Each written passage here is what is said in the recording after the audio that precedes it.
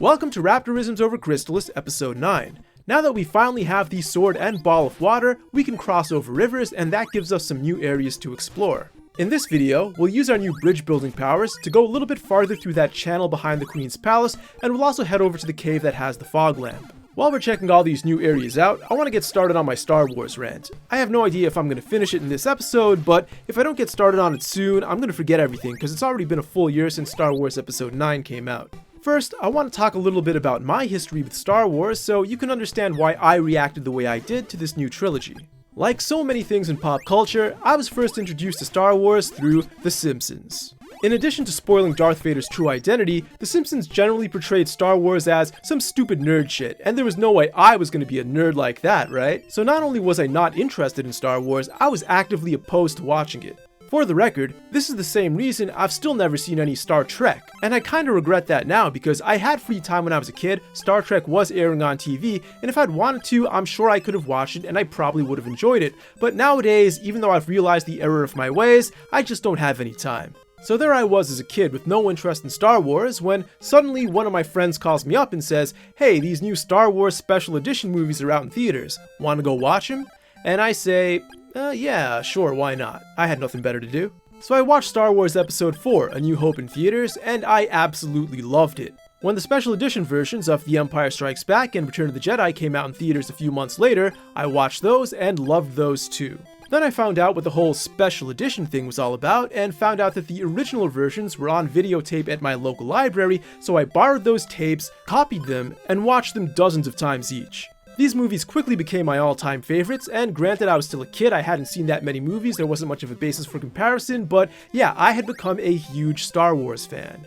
Now let's take a look in at the game and try to figure out what the secret is behind the Queen's Palace. Last time we explored the area just behind the door, but we couldn't go any farther without the ability to build bridges, but now let's do just that, go across the river, and we'll see that we end up in the fortune teller's shop. Nobody's home, let's keep on going, build another bridge, and if we enter this cave right here, we're gonna see the Queen. It's time I told you the truth. The fortune teller is really me. I entered town like this and heard people's problems, but the real me is neither the fortune teller or the Queen. I am Asina, one of the 3 great wise men who will aid you. I'll teach you the magic of recover. It can cure you of certain ailments. If you can eliminate the whirlpools in the angry sea, I'll teach you the magic of barrier. You now have recover. And this is Asina's true form. I will always look out for you. Now that we have the magic of recover, it can help us out if we get poisoned or paralyzed or something like that, instead of having to use an item. We have one more item of business in this cave behind the Queen's Palace, so let's just build one more bridge and go a little farther, and see what's up with this dolphin over here. I'm in such pain. Do you have any herbs that would help me? Well, if he's talking about the medical herb, we have plenty of those, and those are kind of useless, so I'd be more than happy to give one of those away. Thank you. Because of your kindness, I can now return to the sea. Take this and use it when you wish to travel the sea. You now have the shell flute, and now he swims away. Once we get to the angry sea, which is the next general stage of this game, we can use the shell flute to call the dolphin over and he'll give us a ride. Now we're done with the cave behind the Queen's Palace and we can move on to the cave across the river that has the fog lamp. While we do that, let's get back into Star Wars. As a kid, I'd become a huge fan of the original trilogy, and naturally I wanted to know what happened next. So how was I going to do that? Well, around this time the internet was starting to become popular, so I looked around the internet a little bit, but it wasn't that helpful, so instead I turned to some of the books. Whenever I went to the bookstore, I noticed there were a whole bunch of Star Wars novels on the shelves, and many of them were kind of thick. I wasn't interested into getting into something that serious, but there were also some young adult novels that were a bit easier to read, a bit shorter, and so I gave those a shot. Now, I don't remember the exact contents of these books, but the ones that I did read include The Glove of Darth Vader, The Lost City of the Jedi, and Zorba the Hutt's Revenge. As far as I can recall, these books were set just a few years after the Return of the Jedi. It had a lot of developments you might expect. Luke becomes the new Jedi Master, he starts training Leia, Leia and Han get married and they have kids. All of these developments made perfect sense following Return of the Jedi, and so this framed my expectation of what might come out of the Disney sequel trilogy. But then, Disney decided that they were going to take this whole expanded universe of Star Wars that was developed through all these novels, they were going to throw that all out the window and declare it non-canon so that they could write their own original sequel trilogy. In retrospect, this was a huge red flag. formulaic, but at the time, I didn't view it so suspiciously. I mean, maybe they had some good reasons for doing this. The Star Wars prequel trilogy wasn't so good. Maybe Star Wars could benefit from some new ideas. But whatever they did, they would have to put in a lot of time and effort, because you know how Star Wars fans are, right? If you mess up one minor detail, they would jump down your throat. Still, maybe with some consultation from George Lucas or the original Star Wars team or some of the hardcore Star Wars nerds, Disney could take things in the creative direction they wanted while still satisfying older Star Wars fans. And of course, this is Disney. They're incredibly rich, they have all the resources in the world to work with. Surely they can put in the necessary time and money to make sure that any changes to Star Wars are for the better. So I gave this new trilogy the benefit of the doubt, and I figured that after each of these movies played in theaters, it would be a no-brainer to talk about them on my website. But I never ended up doing that, and only now, more than a year after Part 9 came out in theaters, am I finally talking about it. So what exactly happened? Well, I went into episode 7 with an open mind, and it just failed to impress me, in the sense that it failed to leave any noteworthy impression on me, either good or bad. The whole thing just seemed really formulaic for the purpose of laying the groundwork for more interesting things to happen in episodes 8 and 9, but in this episode, all you had was a whole bunch of character introductions, some reintroductions of older characters, then a carbon copy mission from episode 4, and a really bad fight at the end. There was just nothing to write home about, so instead of writing a bland post about a bland movie, I figured I would reserve judgment at least until episode 8, and then give you my comments then. There's also the issue of so many people reviewing Star Wars out there that anything I had to say about this movie was surely already said thousands of times over. For example, if I were to criticize that fight at the end between Kylo Ren and Rey, I might say, hey, why is this girl who's picking up a lightsaber for the first time able to defeat the Sith apprentice? That doesn't make any sense. And if he's really that seriously injured, then Rey should have been able to run away without even having to fight. And then I'd pat myself on the back for that brilliant analysis while scrolling through YouTube and seeing the same comments being made by literally thousands of videos. So at the end of the day, I decided not to do any kind of post or video on Star Wars Episode 7, but I was still willing to give it the benefit of the doubt. I mean, perhaps this episode was just setting things up for better things to come in episodes 8 and 9, and that would only be apparent in hindsight. So then I watch episode 8, and I have no idea where this trilogy is going. Apparently neither did Disney, because they were just swapping through directors who kept rewriting and undoing what their predecessors did. In my opinion, this was Disney's biggest crime. As I said earlier, there was already this huge expanded universe for Star Wars that was really well planned out, but Disney scrapped all that and said they could do better themselves. I was fully willing to believe that they could, but that's not going to happen when you keep changing course movie after movie. I'm not going to get deep into the details here, but I'm sure you can find plenty of videos out there pointing out all of the inconsistencies, not just within this trilogy, but between this trilogy and the previous Star Wars movies. There's simply no excuse for this. Disney could have at least put together some sort of general outline for episodes 7, 8, and 9 that the director or directors could have had some creative control over, but weren't allowed to depart too significantly from. Instead, they arrogantly threw away a really well planned out universe just so they could make shit up as they went along. And that is just flat out offensive. Anyway, let's get into the details of episode 8. The biggest complaint that many people seem to have is that episode 8 ruined Luke Skywalker.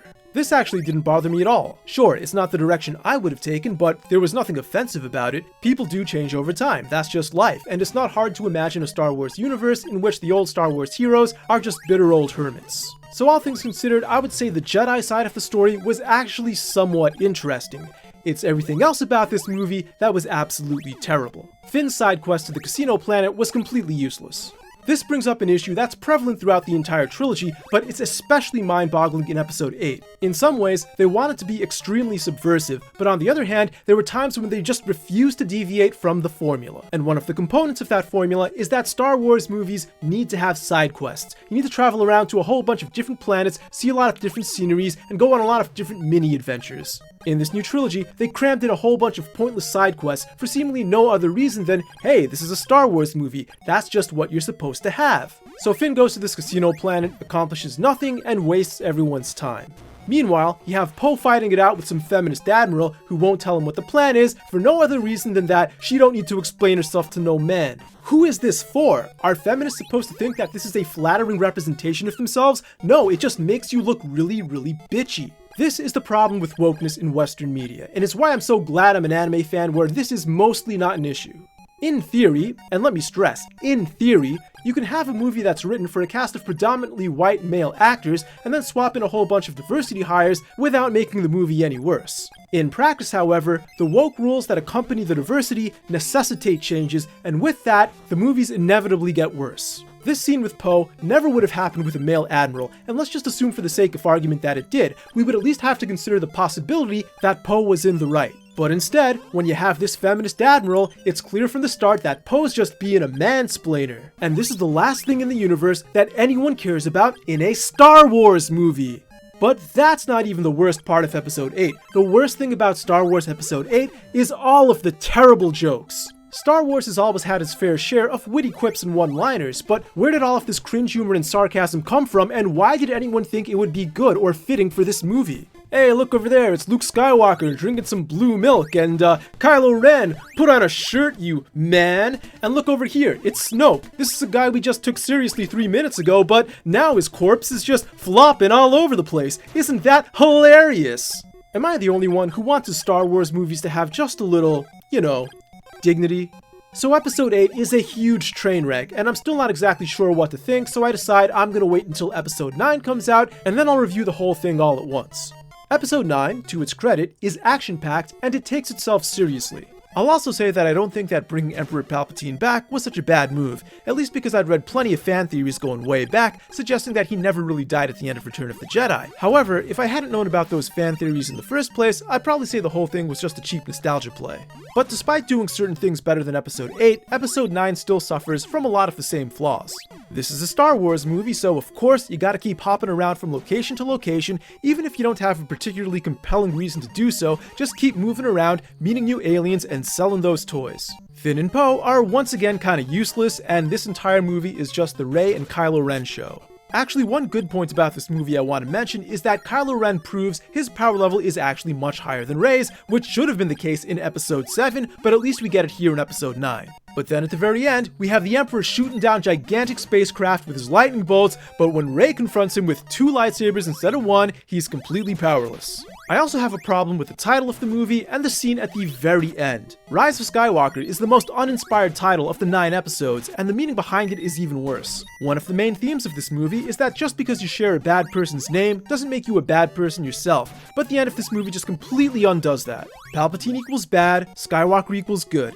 There are a bunch of other things I could criticize about this movie, but it's not really this movie's fault. It just had so many things to clean up from the first 2 parts that it couldn't possibly get to them all. So what are my thoughts on this trilogy overall? Well, the best way I can put it is that the whole thing just feels like a mediocre fanfiction. It's something that might be passable for RayFan92 on Tumblr, but it's not the way you want to write your billion-dollar blockbusters. This trilogy turned Star Wars from something that you would line up to watch in theaters into something that you were content to watch in economy class between naps on an international flight.